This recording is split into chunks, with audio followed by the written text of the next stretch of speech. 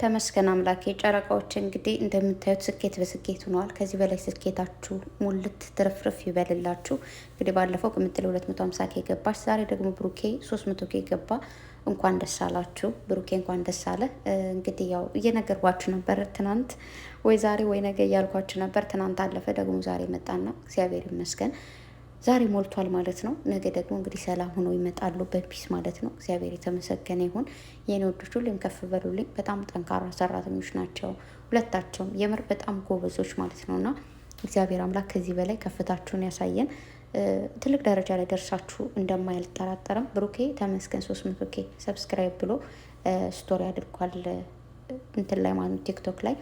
እንኳን ደስ አለ ወንድሜ። አሜን ተመስገን፣ እግዚአብሔር ይመስገን። የምር በቃ በጣም ደስ የሚል የስኬት ዘመን ነው የእናንተ ዘመን ነው እና ከዚህ በላይ ከፍ ብላችሁ ከፍታችሁን የምናይበት ዘመን ያደርግልን። የእውነቴን ነው ማርያምን። እኔ በቃ እምባዬ ሁሉ እየመጣ ነው በጣም ደስ ስላለኝ ማለት ነው። ምክንያቱም 300 ኬ ወይም ደግሞ 250 ኬ ማምጣት ማለት በዛ ላይ በራሳቸው ሰርተው ተሰድበውም ሆነ ተሞግሰው በዛ ላይ በጣም ብዙ አስተማሪ የሆኑ ነገሮችን ይዘው በመምጣት የተዋጡት ልጆች ናቸው ማለት። ይህ እንዴት የበላችሁ በማይረባ ነገር ምናምን አይደለም እየመጡ ያሉት። እና ለምሳሌ ነግራችኋለሁ፣ የሰሞኑ ሆነ ከዚህ በፊትም ሲሰሩ የነበረው ፕራንክ፣ የሰሞኑ ፕራንክ ራሱ በጣም ብዙ ነገሮችን ያስተምራል። ብሩኬ ዛሬ ያው የተናገረው ነገር ባሎች ስራ ውሎ ሲመጡ እንኳን ደግሟቸው ሲመጡ በፍቅር ተቀበሏቸው ባካችሁ። በቃ ስራ ቦታ ተጋጭቶ ሊመጣ ይችላል፣ ደግሞ ሊመጣ ይችላል። ግን ሚስቲቱ ሰጣ ገባ ውስጥ ስታስገባው ደግሞ እሱ እኔ ለማን ብዬ ነው የምኖረው ማለት በቃ እንደዚህ እየደከምኩ እየለፋው ትዳር ይኖረኛል ብዬ ወይ ደግሞ ከቤቴ ስመጣ በትዳር ይደሰታለሁ ብዬ ስመጣ ግን ጭቅጭቅ ማገኝ ከሆነ እንዴ ለአንድ ነፍሴ ነው የምኖረው ወይ ደግሞ ትዳር ይብቃኝ ብሎ ከትዳር መውጣት ወይ ደግሞ ሴት አልፈልግም ብሎ የብቻ የመኖር እንደዚህ ህይወቶች የመበላሸት ቻንሱ የሚመጣው በዛ ነው። እና ባሎቻችሁ ጋር መደማመጥ ወይ ደግሞ ሚስቶቻችሁ ጋር መደማመጥ፣ እርስ በርስ መከባበር፣ እርስ በርስ መደማመጥ። እርስ በርስ አትደማመጡ፣ እርስ በርስ አትከባበሩ፣ ሌላ ሰው ብትሰሙና ሌላ ሰው ብታከብሩ ምንም ጥቅም እንደሌለው ብቻ ያሁኑ ፕራንክ እንግዲህ በአንድ ላይ ሁሌ እንደምታውቁት በአንድ ላይ ፕራንኩን ከሰሩ በኋላ ይናገራሉ። ብሩኬም ያን ረዥም ፕራንክ ከሰራ በኋላ ለምን ያን እንዳደረገ ተናግሯል፣ ቁጭ አድርጎ ማለት ነው። ቅምጥሌም እንደዛው ብቻ በየጊዜው የሚያደርጓቸውን ፕራንኮች ራሱ እያየን ተምረንበት መጨረሻ ላይ ደግሞ ለምን እንደሰሩት ማብራሪያ ይሰጡናል ማለት ነው። ስለዚህ በአጠቃላይ ለእናንተ የምመኝላችሁ ትልቅ ነገር ነው። እግዚአብሔር አምላክ ትልቅ ደረጃ ላይ አድርሷችሁ ማየት ፈልጋለሁ። ሳላስበው በእናንተ ፍቅር ተጠምጃለሁ። ይህንን ደግሞ አውቁልኝ። ብቻ ግን ከዚህ በላይ በቃ ከፍ ብላችሁ ፈጣሪ ዋናውን ነገር ሰጧችኋል። ዋናው ነገር ምንድን ነው? በሰው ልጅ መወደድ ነው። የሰው መውደድ የሚሰጠው ፈጣሪ ነው። እዚህ ምድር ላይ ብዙ ነገር ሊኖራችሁ ይችላል፣ ብዙ ነገር ልታገኙ ትችላላችሁ። ግን በሰዎች እንደመወደድ ምንም ደስ የሚል ነገር የለም። ማለት አይታችሁ ከሆነ እናት አባቶች ሲመርቁ፣ ትልቅ ሰዎች ሲመርቁ ምንድን ነው የሚሉት?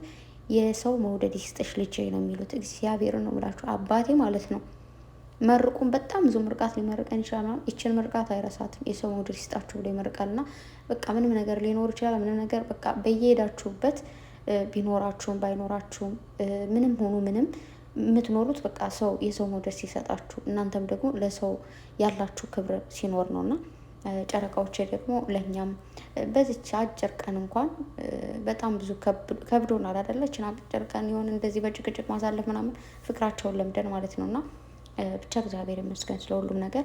ያው ነግራችሁ ነበረ በእነሱ በኩል ስለሚያሳያቸው፣ በእኛ በኩል ልክ እንደዚህ 300 ኬ ደን ሲል ነው የሚያሳየን እና ደን ብለነዋል። እንችላለን።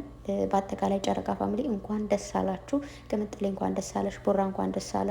የሁለታችሁ ውጤት ነው። ጠንከራችሁ ስለሰራችሁ፣ ሁለታችሁ ተስማምታችሁ ባሰሩ ኑሮ የሆነ ጊዜ ጭቅጭቅ ሲኖር በአንዳችሁ ቪዲዮ ያለመለቀቅ በዛኛው ምናምን እናንተ ራሳችሁ ብቻ አይደለም ይዛችሁ የሄዳችሁት። በጣም ብዙ በዙሪያችሁ ያሉ ሰዎች በጣም በቃ በጣም ብዙ ልጆች አይታችኋል። ቡታጅራ እንኳን ሊደው ለትንሽ ቀን በጣም በብዙ ቤት ነበረ ቻናል እየከፈቱን በቻናላቸው እየተገኙ አበረታቱልን እያሉ የነበረ እና ለእናንተ ምንም አይነት ቃል የለኝም። ብቻ በድጋሚ እንኳን ደስ አላችሁ። እንግዲህ ነገ ደግሞ ምናልባት ያው ቅምጥሌ ታውቃላችሁ፣ የብሩኬ እንደዚህ አይነት ነገር ሲኖር ምናምን በአንድ ነው እንትን የምትለው እና ምናልባት ጸቡን ትቼዋለሁ ብላ ወይ እሷና ፍፄ ሰርፕራይዝ ልናደርጉ ምናምን ብሎ ይመጣሉ። ብቻ ነው ይናላችሁ። ለማንኛውም በፒስ ይመጣሉ ብዬ አስባለሁ። ነገ በፒስም ባይመጡ ነገ ሆነ ከነገ በኋላ መምጣታቸው ስለማይቀር ከፍታችሁን ብቻ ያሳየን። በጣም ወዳችኋለሁ፣ በጣም አከብራችኋለሁ። ብቻ በጣም ደስ ብሎኛል። እንኳን ደስ አላችሁ። የምር ከተኛው ተነስቼ ነው ወጣችኝ እየሰራ ያለት እና በጣም ደስ ስላለኝ ማለት ነው። በቃ ጨረቃዎቼ ከስኬት ላይ ስኬት ይጨምርላችሁ። እጅግ በጣም ወዳችኋለሁ። መልካም ጊዜ ይሁንላችሁ። ቤተሰብ ባይ ደህና ደሩ። የነገ ሰው ይበል።